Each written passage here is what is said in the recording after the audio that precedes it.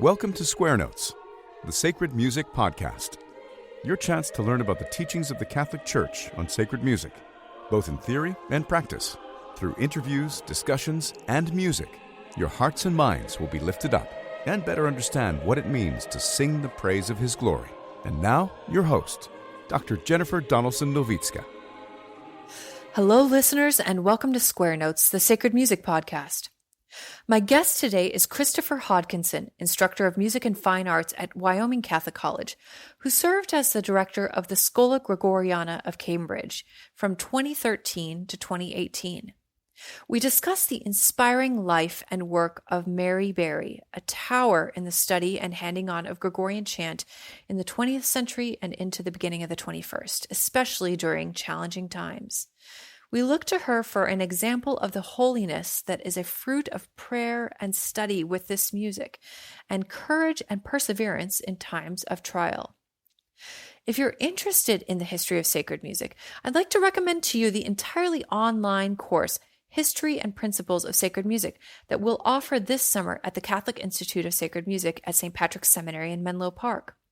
The course runs for 9 weeks online at your own pace, week by week, starting May 30th through July 30th. Then on July 31st and August 1st, we'll meet together live online from 8 a.m. to 4 p.m. Pacific Time.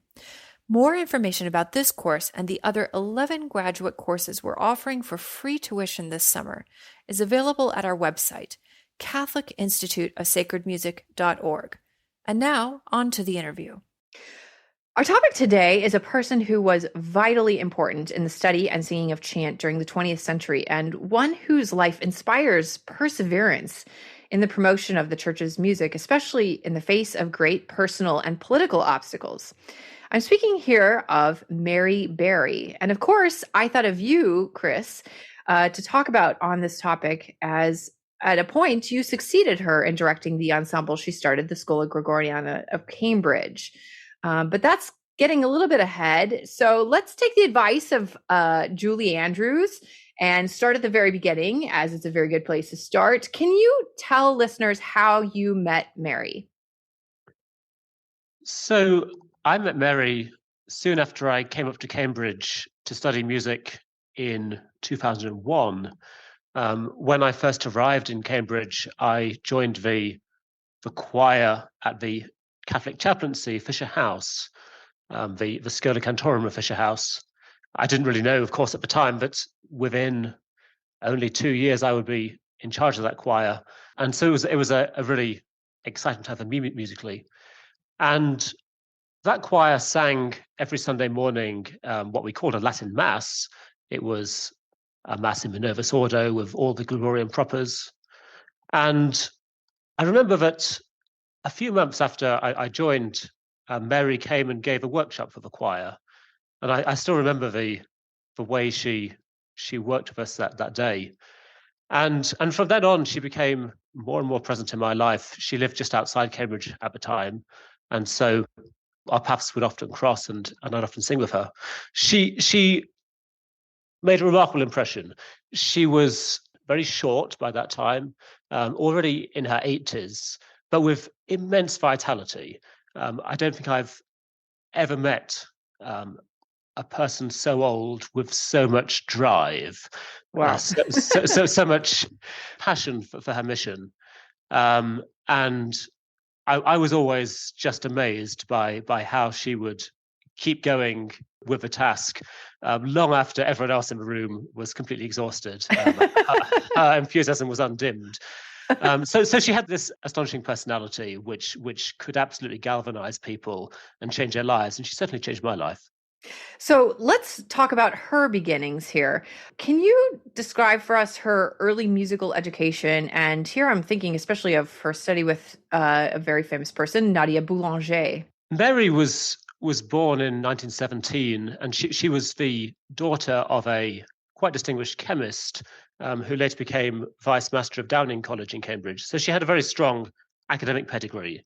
And she would have had a good education in music as a child.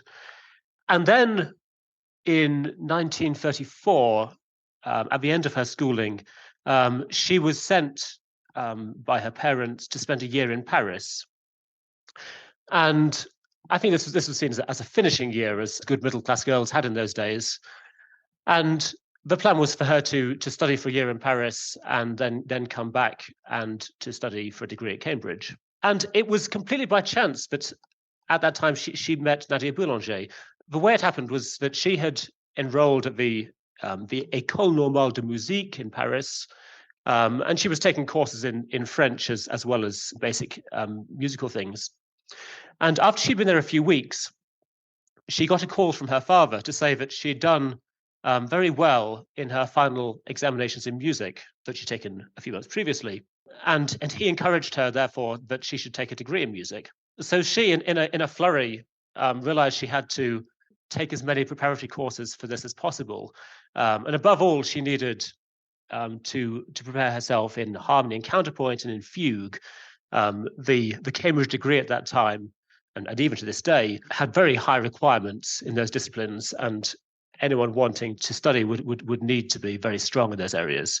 So she went to the École Normale, and she was making her way up the stairs to find some of the administrative officers to find what courses she could enroll in, when she met a very grand lady descending the stairs, who inquired of her what she was doing.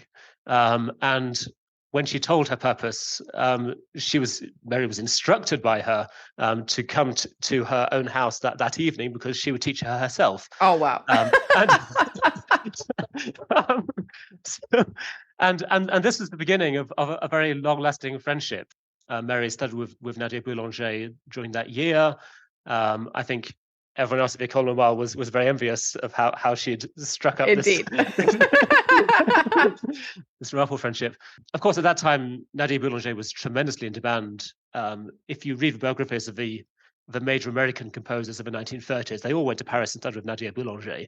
So Mary was an amazing company. That's amazing. That's a great story. Absolutely, yes. So she studied for that year, and then she kept up that relationship afterwards. And during her university vacations in the later years, she would go back to Paris and study with Nadia. Right. So how did she become interested in studying chant, and what sort of reception did her first steps in studying that receive? It seems kind of far afield from the reason she was sent to study, and then even her, her discussions with her dad about the first steps in music. Right. Well, the seeds were laid very early, interestingly.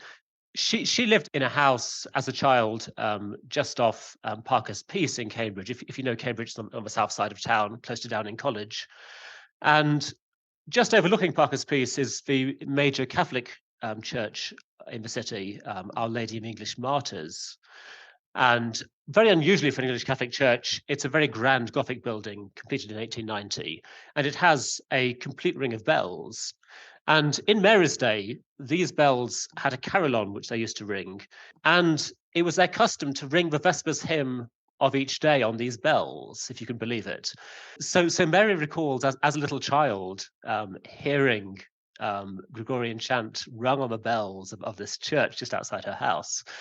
I'm sorry to interrupt. I mean, that just seems like a remarkable thing. I've never heard of any other parish doing that. Is that something that I'm just unaware of happening in other places? Well, me too. I've never heard of such a thing. It's, as I say, it's very unusual for an English Catholic church to even have bells of sufficient numbers to ring a tune. So no, I think it's just a remarkable coincidence. Then what happened later? It's hard to say. I can't quite reconstruct the events. Nadia Boulanger certainly encouraged Mary to study early music. She was very keen on that, and that was a lifelong interest of Mary's. But it seems that her interest in chant was just picked up by osmosis, as it were. She recalled that in the 1930s, everyone was talking about chant, and especially they were all talking about Salem. Of course, this is just 20 years after the Vatican edition had been published, which Salem was responsible for. So clearly in the musical world, the monks of Salem had made quite a huge impression. And in her second year at university, it must have been about 1937, Mary persuaded her family to take a vacation at Easter at the monastery of Salem. They all stayed in the Grand Hotel just across from the monastery. apparently they were all absolutely captivated by the singing of the 80 or so monks that they heard singing the Easter services. Wow. Now, the strange thing is that at this time, none of them were Catholics. So this must have made a huge impression on Mary. And only a year later, in fact, she converted to the Catholic faith. So I think the discovery of a chant and the discovery of the faith went together for her, and they were really never separated. Wow, that's so. There's so many remarkable things about her life. It's just, I mean, to imagine a bunch of Protestants showing up in Salem is just a quite the spectacle for the imagination. It really, yes, it really is. I must say, Mary was always the most amazing person at telling anecdotes. So, so it seems her whole life was a succession of events like this. But it's probably just the way she told it. Yeah. So she converts to Catholicism, and then she discovers she has a religious vocation. So can you tell us a little bit about her discovery of this? Her life in the monastery. What was it like for her in the monastery during World War II? And then, afterwards, she goes on to Rome and she has studies as a canoness. Yes. So Mary began thinking about a religious vocation around about the time she finished her degree, which would have been in 1939. I think she was inspired by the sisters that she'd met, in fact, in her time in France, the Augustinian canonesses of the Congregation of Notre Dame. So she had thoughts of joining them. But at first, in 1939, when the war broke out, she in fact joined the British Red Cross and served in Cambridge for a few months. It must have been a hard time for her because her family was quite estranged from her after her conversion. She was, in fact, the granddaughter of an Anglican priest. And so she was very much doing something that was socially unacceptable in her time. And so her family really rejected her decision. It was a long time until she was reconciled to her father, and for a while she was disinherited. So wow. It must have been a very difficult time for her, as I say. But she had these thoughts of pursuing the vocation. And it seems that around about Christmas in 1939, she spoke to her old teacher at Cambridge, Hubert Middleton, who was the organist at Trinity. And he commented that what with the war going on, it would be a rather exciting time to pursue a vocation of these sisters whose novitiate house was in Belgium at Jupy. And Mary reflected on this and realized, yes, it would be an exciting time. And off she went. And so she made her profession as a novice on Palm Sunday in 1940 in Belgium. And things were just as exciting as you'd expect. At Whitsun, the Germans invaded, and the sisters all were evacuated, and they walked and hitched rides and so on into France. Eventually, they got to Soissons and got on the last train to Paris, and then they travelled further south in France, all the time keeping just a little bit ahead of the advancing armies. So it was quite the beginning to her religious life. Eventually, they settled in Portugal for the duration of the war. The reason being that I think one of the sisters was the daughter of an ambassador who had all the right connections and arranged for them to get the necessary paperwork. So that was the rather remarkable beginning of Mary's religious life. She professed her solemn vows in 1945, and then for many years she had really quite an ordinary life as an Augustinian canoness. So her duties in those days were a lot of teaching. She taught both English and music, and also a lot of nursing work. She ran an infirmary in Rome for a while, and so that occupied a lot of her life. But of course, that was her work. The real work, of course, of religious is prayer, and so what was really important to her was the daily office. They sang all the hours of the office every day, and so that was a very busy routine. I find it quite hard to find a lot of details of Mary's life at this time. I think a lot of the time was taken up with her ordinary duties as a sister. But she did go on for musical studies then as a canoness. Yes, I think not necessarily at first. I've not found records early on. I know that she wanted to pursue musical studies, but it wasn't until she settled in Dijon in the 1950s that she really had the opportunity to do so. She spent almost 10 years at the house in Dijon, and during that time, she also made visits to Paris and to other places where she was able to study. She studied the Ward method and later taught that in Dijon. She also made great contacts with the French scholars of plain song. She was especially impressed by the monk of Salem, Eugene Cardin, who was at that time making his seminal discoveries about the semiology of Gregorian chant. Right. So we've moved now into the 50s, and right after that is, of course, the 60s and Vatican II. Can you describe for us what now Mother Thomas More's experience of Vatican II was like? And how did she experience and respond to the changes in her community and in the church? Well, I think at first she was quite sheltered from the changes of Vatican II. In the year 1963, she was sent to Cambridge, to the canoness's house there, Lady Margaret House, where she became a principal. And for her, it gave two opportunities. One was the opportunity to care for her father, who was now elderly and quite sick. And the other was to study at the university.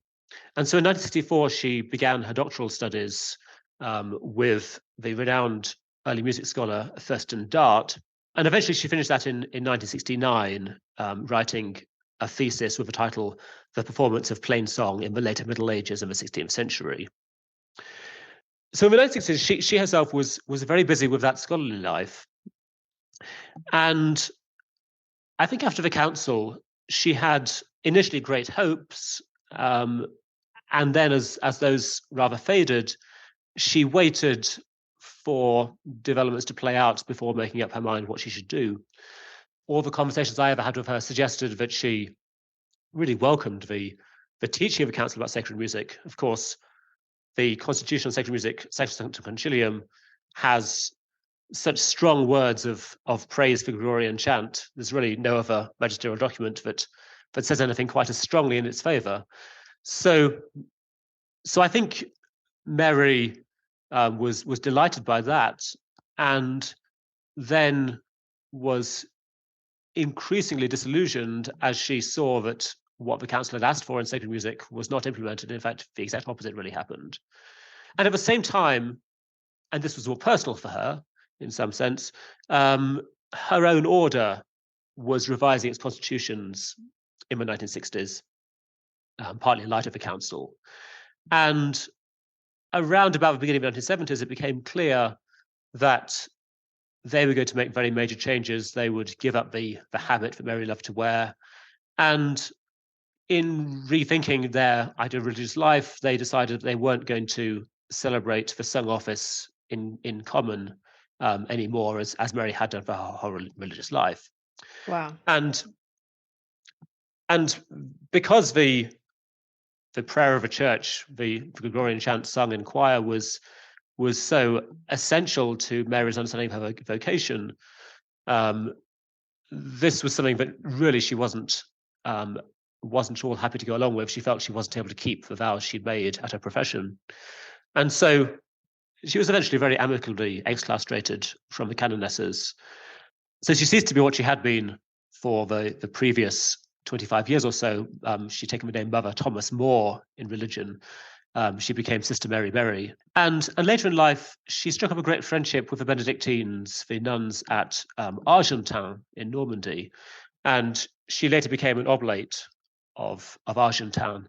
And following the instruction of her bishop, Alan Clark, the first bishop of East Anglia, she built a chapel just outside, just adjoining her house, outside Cambridge. And in the days when I knew her, she would go there every day to sing the hours of the office.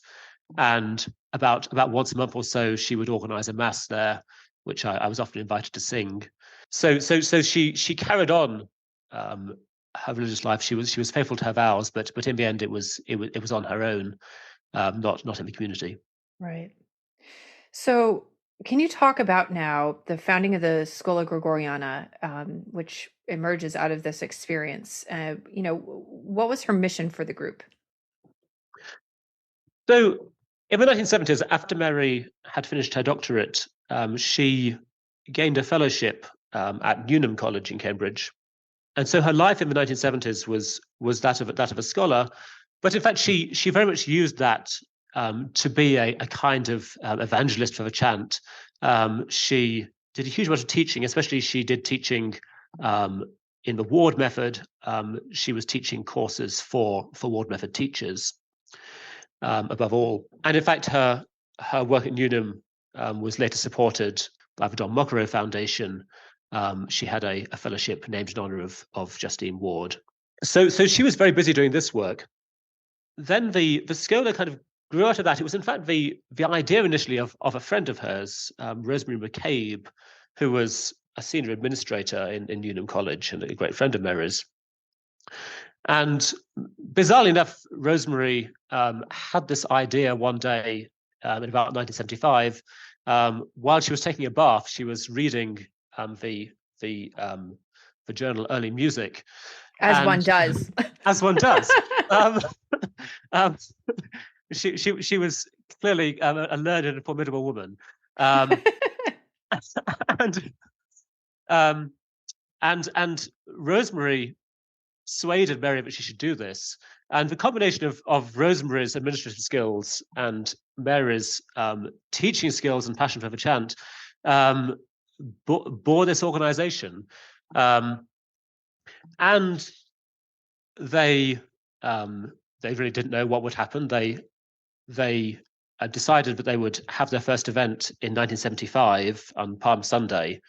And the Bishop Alan Clark was supportive and agreed to celebrate. And they booked a small Cambridge College chapel to hold this event, but then they were surprised by how many people registered to take part, and the chapel was now too small.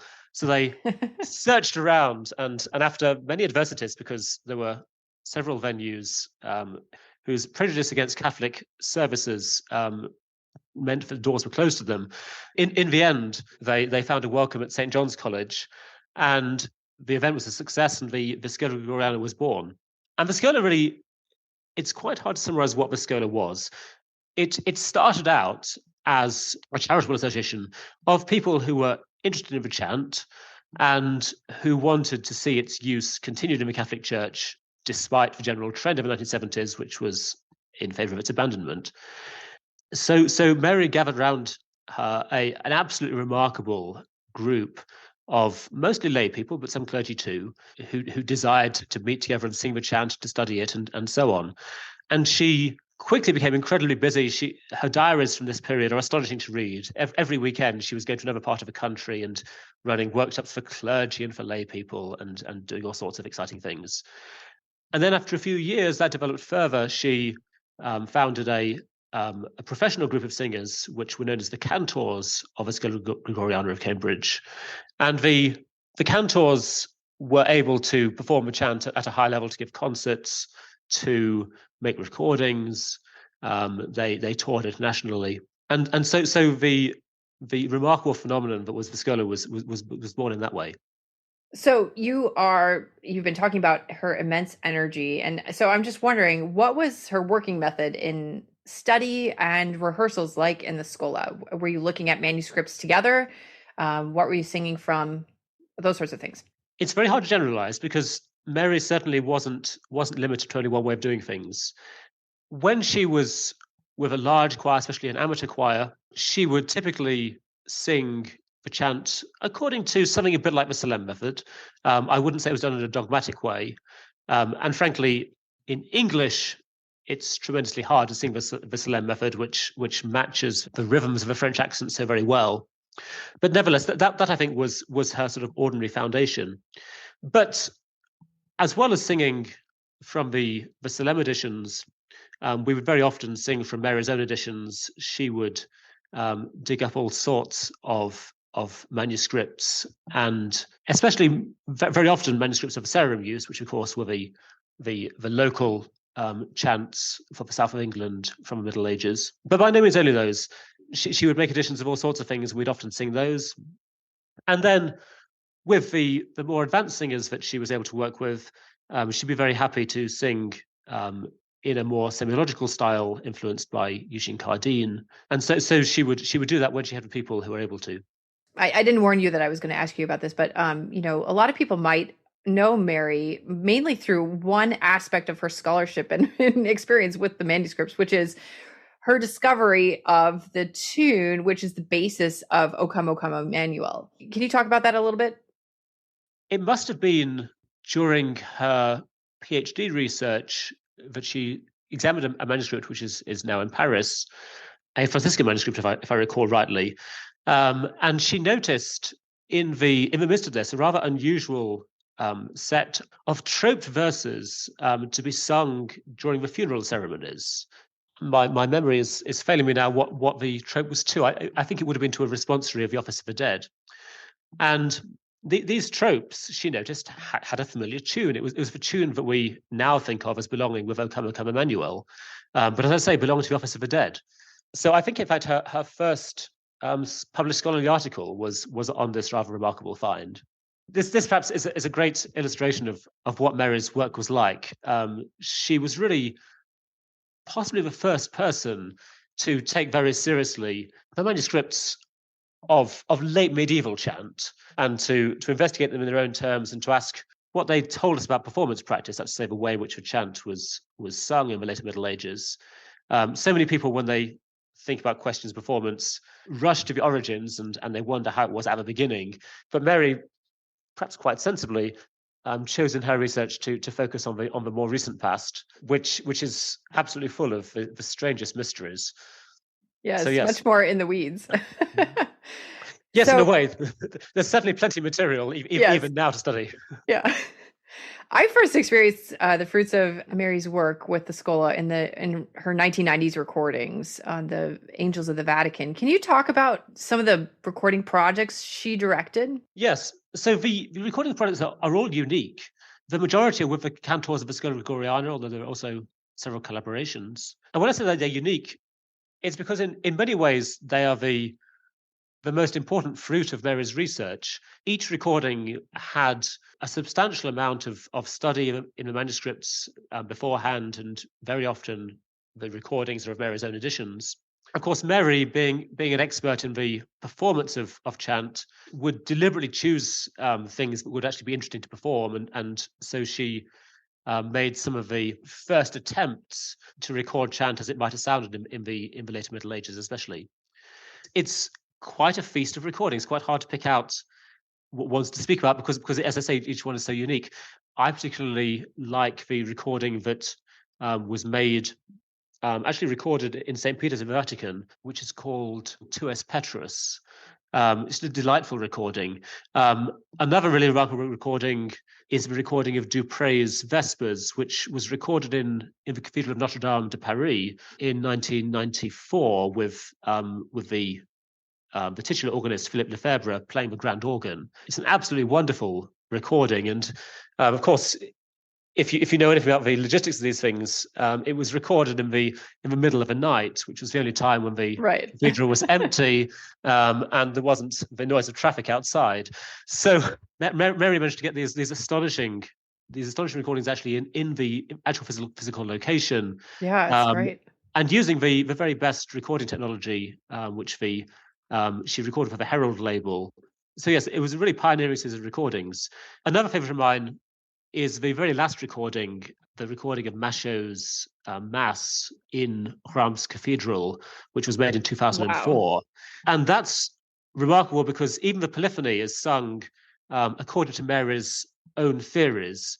She had an idea which, well, I don't want to say it was wrong, but it certainly is an idea which people found quite hard to believe, which is that when one sings chant in alternation with polyphony, one should sing in essentially the same meter for both the chant and the polyphony. And so when you hear the Kyrie of Machaut's Mass, which alternates between plain song and polyphony, the plain song goes magnificently slowly, and the polyphony goes at a pace that I've never heard it sung by anyone before. Those altos who sang that Mass did an astonishing job. It's a very memorable recording. It's also memorable for the improvised ornamentation that occurs in the chants, especially in the intonations. So yes, if you want to get a really vivid idea of what plainsong might have sounded like in the 14th century, then I strongly recommend that. Can you talk a little bit about her written legacy? So I've already said, but I think that in many ways the recordings are Mary's most important scholarly legacy. But she did also write, I think the most important document is her doctoral thesis. It's a very substantial work, which actually is very little known. If you ever make a visit to Cambridge, I recommend going to the university library and reading the copy that's deposited there. If you do so, you'll have an opportunity to write your name on the list of scholars who've consulted it, and I can assure you it's a short and distinguished list. So that thesis, which was really pioneering in thinking about how chant was performed in the late Middle Ages, wasn't ever published in book form, although there were a number of journal articles that Mary published which drew on its material. And she also, of course, because of interest in recording, she wrote a very fine review of the first 75 years of Gregorian chant recordings. So that made quite an impact. But I think what Mary would have wished to do is to publish a large book of Gregorian chant, and sadly that never happened.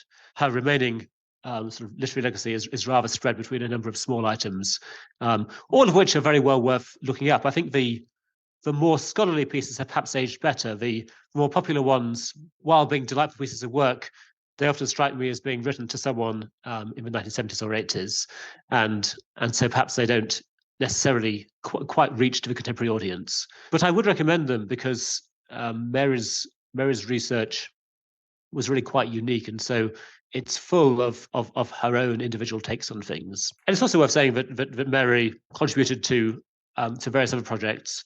In the 1970s, one of her big works was writing several of the articles in the New Grove Dictionary on chant and on medieval music. So she certainly was very active. So can we talk a little bit about how did you come to direct the Schola Gregoriana? I think in these things, one has to point to divine providence, because it certainly wasn't my plan. I've already said that I first met Mary when I came to study music at Cambridge in 2001, and I became the director of the Schola Cantorum at Fisher House. And in that role, when I became its director, I had to direct all the chant propers every week, and so I had an urgent need to learn more about them. And I was very fortunate, in retrospect, that the choir there already contained several singers who had studied quite extensively with Mary.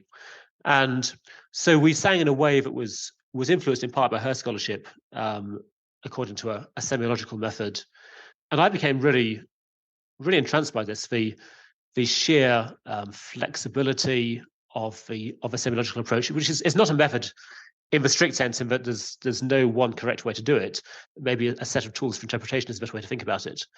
I sort of quickly became immersed in this, and Mary would invite me to sing at her house or at various events that were taking place, and so I saw more and more of her.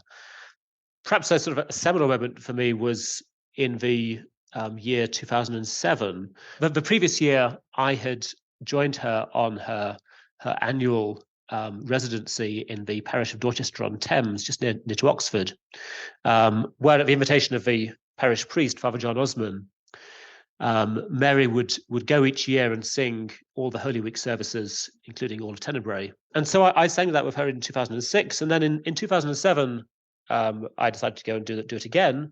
But Mary that year was too ill to be able to direct the services herself, so she asked me to. So I had the most remarkable masterclass, directing the whole of Holy Week with Mary watching me. Wow. Pressure. Yes, fortunately, I'd brought all the best singers from the Schola at Fisher House with me. So actually the services went very well that year. But yes, I learned a lot from that, and I had some private lessons with Mary as well. She gave me some very helpful lessons on conducting. Strangely enough, she instructed me in the method of a solemn technique for conducting, which I found tremendously helpful, because I'd say among semiologists, there is maybe no established method one could just take off a shelf and use.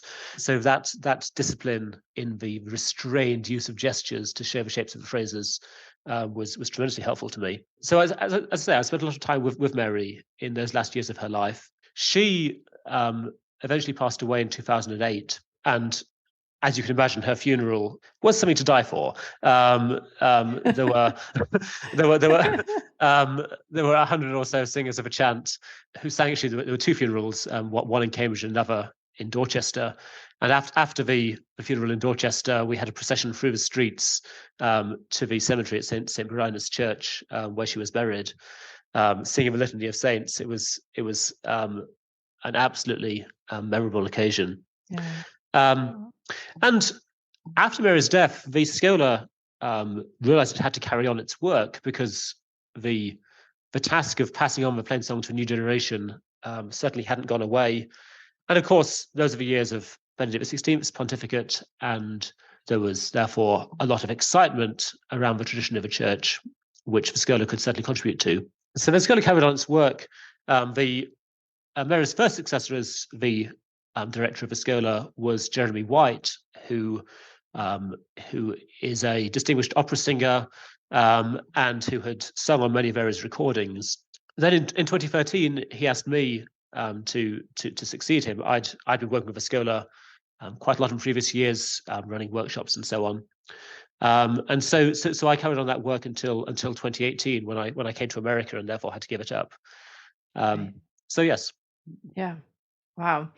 It's such a remarkable chronicle, and I think there are lessons for people now, in the fidelity to the intellectual life, the fidelity to performance, the fidelity to the church, the fidelity to one's vocation, perseverance in the face of obstacles. How would you summarize, in concluding here, what are the lessons we can take away from Mary's remarkable life? I think there's lots we can learn from Mary's life, and certainly she's been a guiding star for me. The first thing I would say is that of all the people I've ever known, I think Mary's the most likely to be a saint. Certainly when I visit her grave in Dorchester, I say a prayer for her, and afterwards I say a prayer to her. And I know I'm not the only one who does that. She pursued her vocation with absolute fidelity, and a lot of good humor as well. Her life might seem quite disparate, but I think that her love of music, and of the Gregorian Chant in particular, was never separated from her faith. She realized that it was precisely through the church's prayer, which is the chant of a church. It's precisely through there that we can work out our salvation, that we can grow in our relationship to Christ. At the core of her being was this knowledge of the great repertoire of chant. I know that in her last days, it was an immense comfort to her to reflect on the chants, but she knew it by heart, of course. That's one thing. Maybe to come down to a few details that are maybe easier for us to emulate. I'd say, first of all, she very much lived in her time and responded to the challenges of that time. She was tremendously open. She would be willing to share the treasures of a chant with absolutely anyone who wanted to. So, of course, although she gathered many Catholics around her, she also gathered many other people, a lot of Anglicans, especially in England. And similarly, she wouldn't let debates about churchmanship get in the way of singing the chant. Her own preference was for the traditional rites of the church, but she absolutely promoted singing Gregorian chant as part of modern liturgy, and I never saw her own preferences stand in the way of a work of sharing the chant with other people. She was very flexible in her approach to the way in which one sang. I've already said that she would sing in more than one chant style, and always be ready to try out something new and to adapt what she was doing to the people she was working with. And she always had great enthusiasm for the best scholarship. She followed the developments there with great openness. So she was a great model of a scholar and teacher in that respect. And I've definitely taken those as guiding lights on my own work. It's so easy for us to think that chant belongs in some kind of ghetto. It's this rather strange, rather old music. But in fact, Mary saw that this was absolutely not the truth, that the chant was a treasure of Western civilization. Its texts are so deep, so profound that, as she put it in one of her notes, it leaves the ego aside. It's simply too profound for us to have our own egos there. The experience of singing the chant, of hearing it, leads us right to the heart of the faith. And she saw that rightly as a treasure which absolutely has to be preserved, and indeed which needs to be shared widely. It's so valuable. Thank you so much, Chris. This is just such a wonderful picture of Mary's life, a woman who deserves to be better known and loved even beyond the sphere of people that she touched during her life. And I'm so happy that you were able to join me today to talk about her remarkable life. And I hope she is praying for us all in heaven. I don't doubt that she is, and I agree with you. I think she's a really remarkable person. I don't feel I've done justice to her. I don't know how I could. Certainly, I'd say to you and all your listeners that when you encounter relatively, I mean, I'm now 40 or past 40. When you encounter older practitioners of a chant, it's definitely worth asking them whether they met Mary. The answer is very likely to be yes. And if the answer is yes, then you're in for some wonderful anecdotes. She was a delightful and memorable person, and she is remembered happily by very many people. Yes. Thank you so much.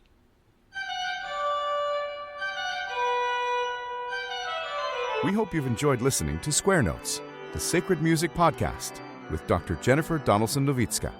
For more information about this episode, sacred music resources, or upcoming events, visit our website at sacredmusicpodcast.com. You can subscribe to our podcast on iTunes, Stitcher, YouTube, or your favorite podcast app. If you enjoy our podcast, please write us a review on iTunes.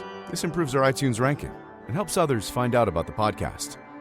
The music you heard at the beginning of this episode is Hec Dies by William Byrd, sung by the London Oratory's Schola Cantorum Boys Choir, directed by Charles Cole from the CD Sacred Treasures of England. The music at the conclusion of this podcast is from the Prelude and Fugue in G Major, BWV 550 by Johann Sebastian Bach, performed by Jennifer Donaldson-Nowicka. We look forward to having you join us next time, and until then, may we sing the praise of His glory.